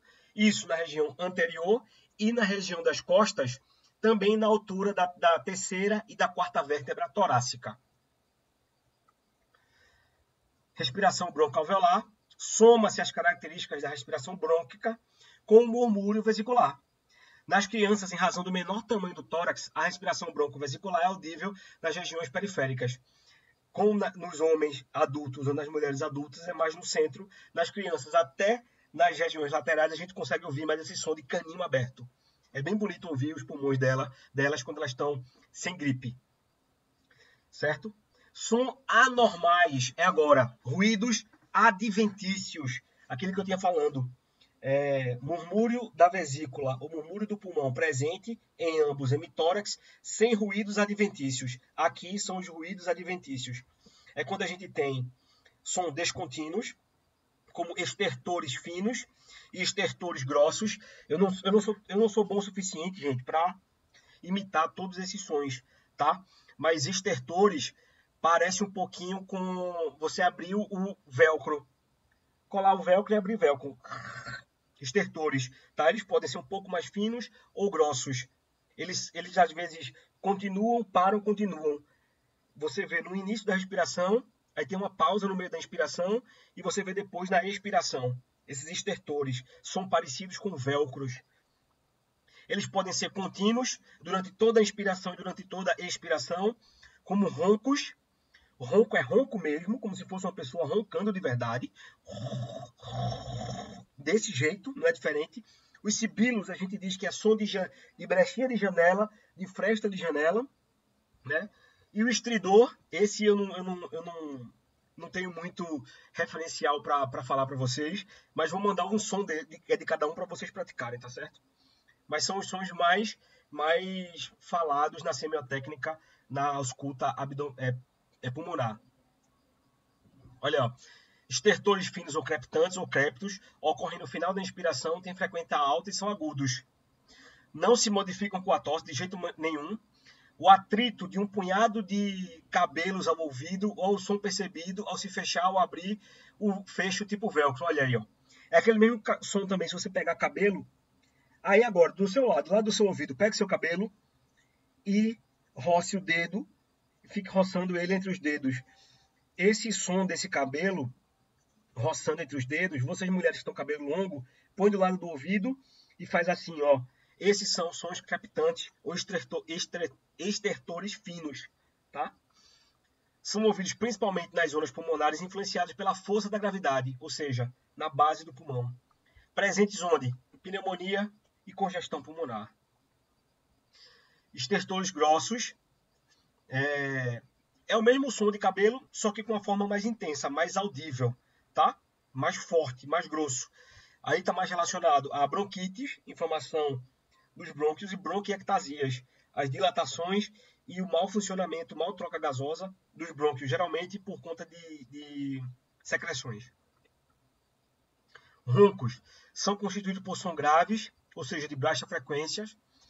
Os roncos se originam nas vibrações das paredes brônquicas e do conteúdo gasoso quando há estreitamento dos ductos, seja por espasmo ou edema da parede e presença de secreção aderida a ela. Então a gente tem muita secreção e tem o brônquio mais fechado. Esse ar, quando vai passar, tanto o turbilhonamento do ar se mistura com a secreção dentro dos brônquios e causa esse ronco forte. Já o sibilo é a mesma coisa dos roncos, só que eles estão tão fechados, e tem secreção dentro desses alvéolos que o ar passa de uma maneira forçada, passa apitando, tá certo? Estridor é um ruído basicamente inspiratório, produzido pela obstrução da laringe. Ele é mais alto, o estridor. E traqueia. Fato que pode ser provocado por difteria, laringe aguda, câncer de laringe e estenose de traqueia. Realmente a gente não vê tanto estridor no nosso dia a dia. Quando a respiração é calma e pouco profunda, a intensidade do estridor é pequena, mas na respiração forçada, o aumento do fluxo de ar provoca significativa intensificação deste som. A gente vai ver também, geralmente, em pacientes fumantes, ou que tem aquele pigarro. De fato, quando a gente faz a ausculta nas zonas superiores do pulmão desse paciente, a gente vê o som que a gente chama de som de transmissão, ou som de estridor. Agora veio à mente aqui, baixou esse conteúdo. Que é o som, realmente, que você vê de um fechamento ou de uma secreção na laringe, tá? Eu vou mandar isso aí para vocês fecharem os olhos, botarem o fone de ouvido e praticar essa ausculta em casa. Porque pode cair no boneco também, né? Atrito pleural. A gente vai ter em pleurite, em pneumotórax ou em derrame pleural, certo? Nesses casos, quando eu estava falando para vocês, a gente tem as duas pleuras, a pleura parietal, que está mais relacionada ao rebordo costal, e a pleura visceral, que está colada no pulmão. E existe um espaço virtual entre elas, que não é preenchido por nada. Existe uma cera, uma serosezinha, só para dar o deslizamento sem machucar o pulmão. Mas quando a gente tem determinadas patologias ou tem um trauma, pode ter ar ou líquido nesse espaço virtual, que vai gerar um atrito pleural ou uma inflamação dessa pleura, que é a pleurite.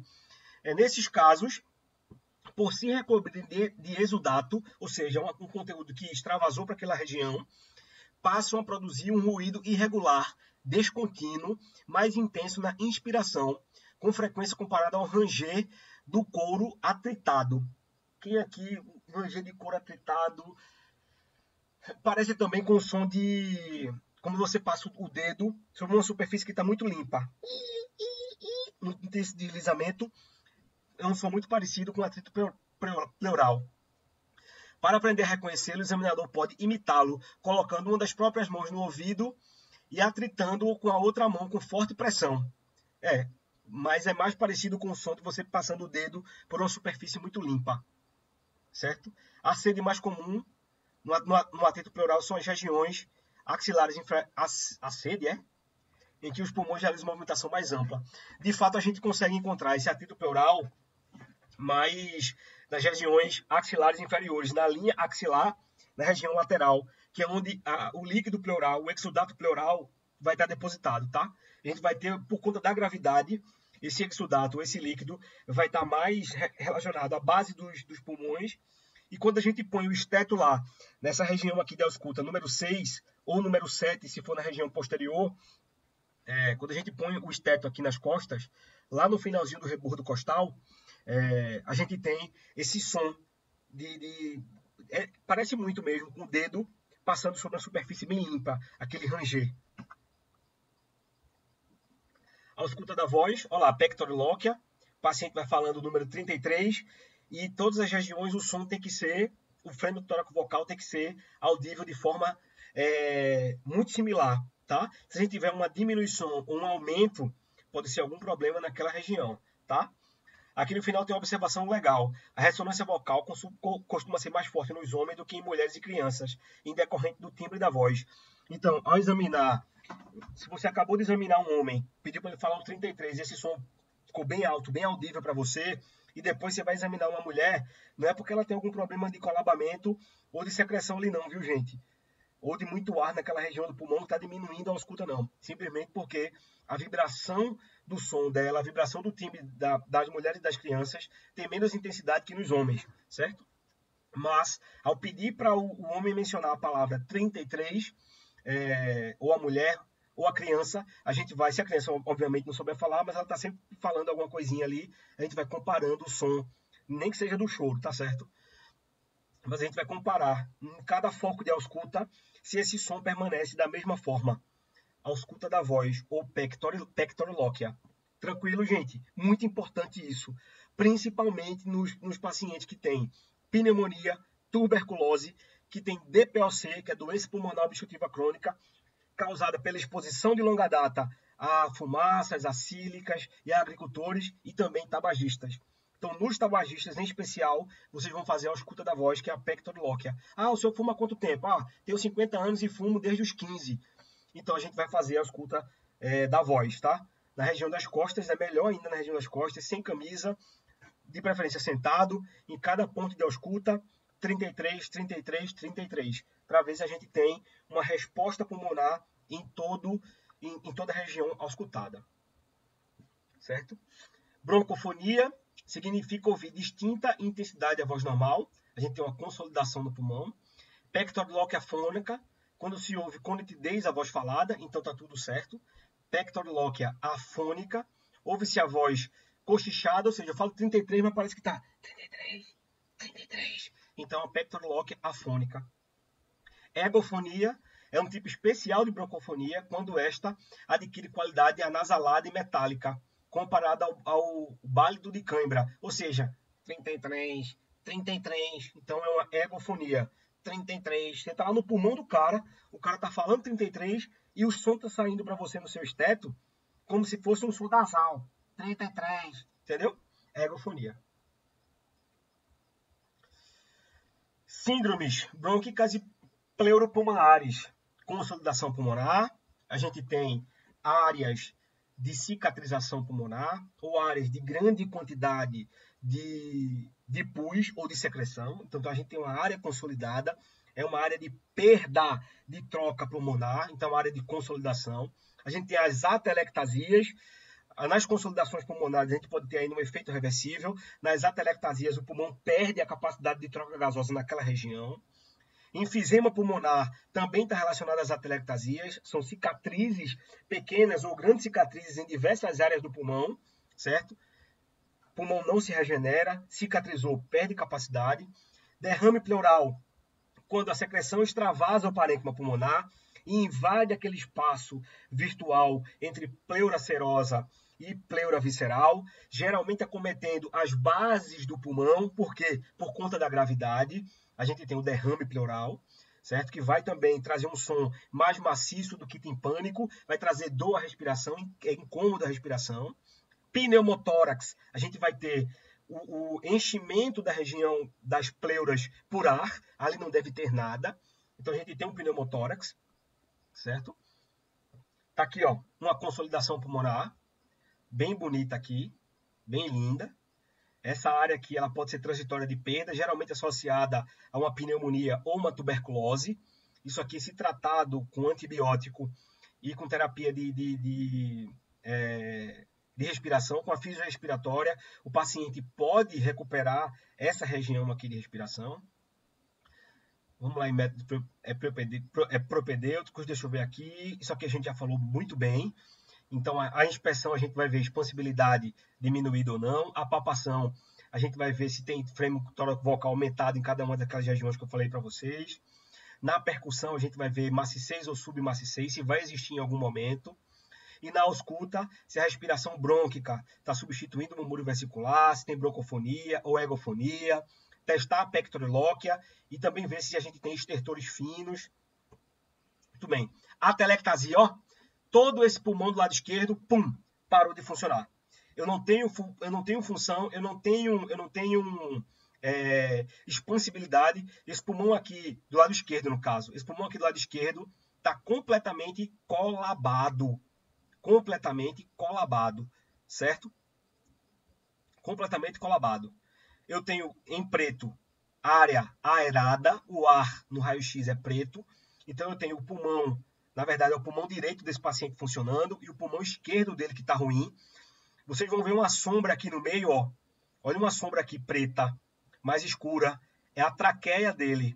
Note que a traqueia, junto com a carina para o lado direito dele, estão pérvias e funcionantes. Mas para o lado esquerdo, você já vê o apagamento da carina aqui e esse pulmão atelectasiado, ou seja, colabado, completamente fechado, sem receber ar. Provavelmente um trauma. Um barotrauma, que é um trauma por pressão, ou uma perfuração pulmonar, certo? Ou simplesmente uma congestão pulmonar completa. Tranquilo? Então, uma atelectasia. O pulmão não tem expansibilidade nenhuma no pulmão esquerdo. Você vai fazer a ausculta desse paciente, você vai ver que ele tem a ausculta normal no pulmão direito dele, mas no pulmão esquerdo vocês vão ter a ausculta completamente abolida. Aqui, mais um efizema ou uma DPOC.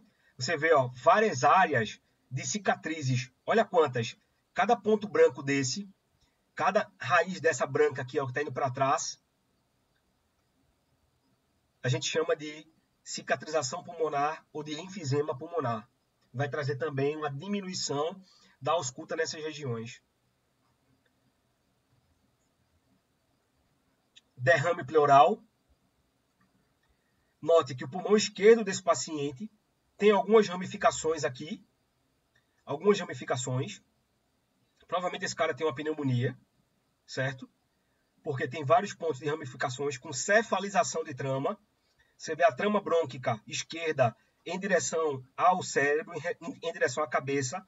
Não era para ela estar assim, ela deveria estar indo para a região lateral, as regiões laterais, certo? Então a gente vê várias regiões de consolidação. E no pulmão do lado direito, um selo. Isso aqui a gente chama de selo d'água. Essa linha aqui, ó. Selo d'água. Tudo isso aqui para baixo é água. Então a gente tem um derrame pleural. Assim como mostra nessa imagem aqui, ó.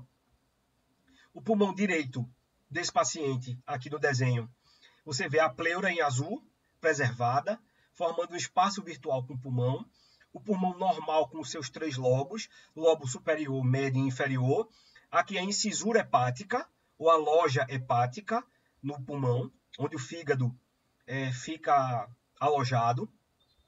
Aqui a incisura ou a depressão cardíaca, certo? Onde fica alojado o coração.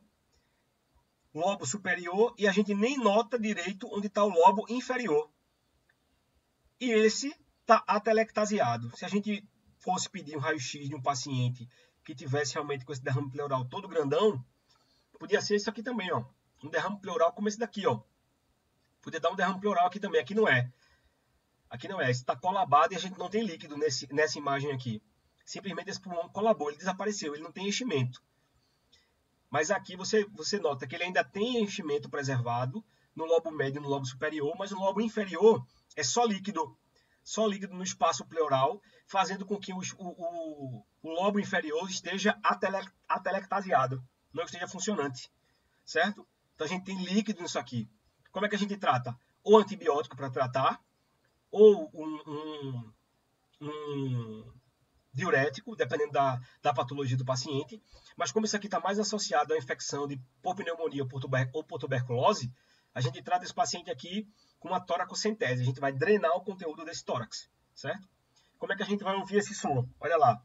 Vai ter a expansibilidade diminuída. Na palpação, além da expansibilidade diminuída, o frêmio tóraco-vocal vai ser abolido nessa região. Por quê? Porque eu tenho água ali, está consolidado, eu tenho líquido. Na percussão, como eu disse a vocês, a gente vai ter uma maciez no lugar do som de ar, do som timpânico. E na ausculta, o murmúrio vesicular vai estar diminuído. Então, qual é a descrição desse paciente? Murmúrio vesicular presente em hemitórax esquerdo e hemitórax direito, porém diminuído em base direita, às custas de derrame pleural. Deu para entender, pessoal? Galera?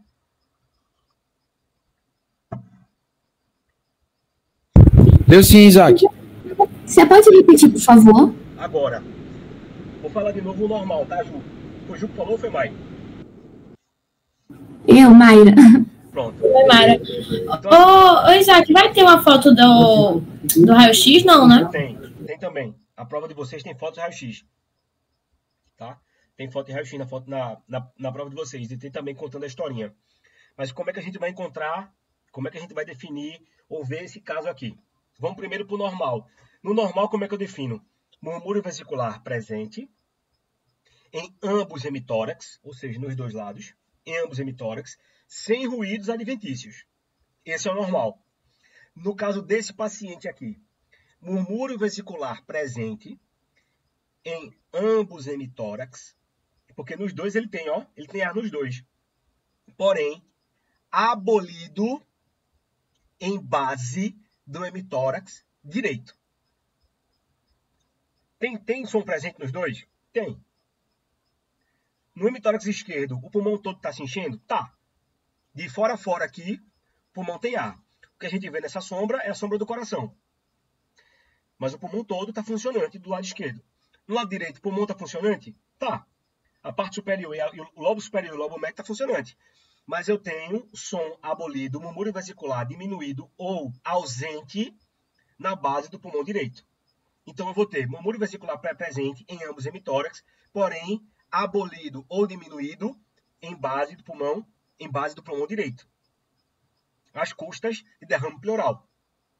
A palpação, a percussão, som maciço ou submaciço. Por quê? Porque eu tenho água. Vai ter o mesmo som do fígado ali. Mesmo som que a gente escuta no fígado, que é um som maciço ou submaciço. Pneumotórax. Eita, como é que eu vou ver, Isaac? Eu vou ter um preto mais intenso do que o preto comparado ao outro pulmão. Ó, note que a gente tem um pneumotórax aí extenso, que vai do ápice até a base do pulmão desse cidadão. Ou seja, entrou ar naquele espaço virtual entre as duas pleuras, certo? E isso está fazendo com que o meu pulmão esteja comprimido por conta da entrada de ar, da pressão de ar, onde não deveria ter nada, certo? Então, como que a gente vai ver um pneumotórax? Na inspeção normal ou abaulamento do tórax, quando a quantidade do ar é grande. A gente vai ver mesmo o tórax abaulado, geralmente um lateral, um lado maior do que o outro.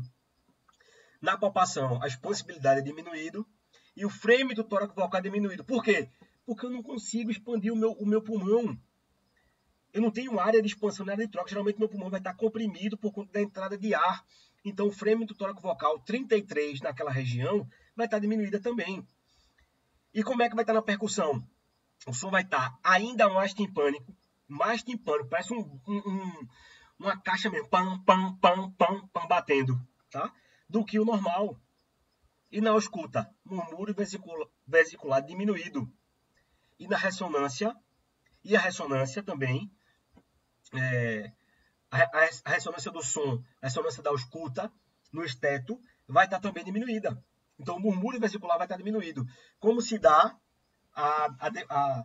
o destrinchar semiológico, a anotação na ficha de anamnese desse paciente. Murmúrio vesicular presente em hemitórax esquerdo, porém abolido ou diminuído em todo o hemitórax direito. Isaac, só para tirar uma dúvida. Na questão de pulmão em si, o som vai estar, quando está normal, vai estar timpânico. Sim. E quando é uma questão pleural, estaria maciço ou submaciço? Se eu estiver em cima de uma víscera, certo? Sobre uma víscera, ou seja, sobre um órgão, como o estômago, o fígado e o coração, esse som é maciço ou submaciço. O som do pulmão é um som de ar. Você vai bater e você vai ver o som mais timpânico, um som mais de ar, como se a barriga tivesse com ar, puf, puf, puf. O som que vai ter no pulmão também. Eu tô batendo meu pulmão aqui, ó, e ele tem tuc, tuc, tuc, tuc, tuc, tuc, tuc, tuc. E o lado do outro, aqui eu já tenho mais um som maciço, por quê? Porque eu tô em cima do coração. Mas eu bato em cima do meu pulmão e eu tenho uma ressonância, certo? Você vai perceber e vai ouvir que há uma ressonância. Principalmente se você fizer essa percussão nas costas. Você vai ver aquele som mais ressonante, um som que tem a presença de ar. Porém, se eu tiver líquido, eu vou ter uma presença de um som maciço, buf, buf, buf, buf, buf, buf, buf, e não vou ter aquela repercussão na minha ausculta. Você vai ouvir, opa, tem alguma coisa aqui embaixo. Se eu tiver uma presença de líquido. E se eu tiver uma presença de ar, esse som vai ser maciço, geralmente submaciço.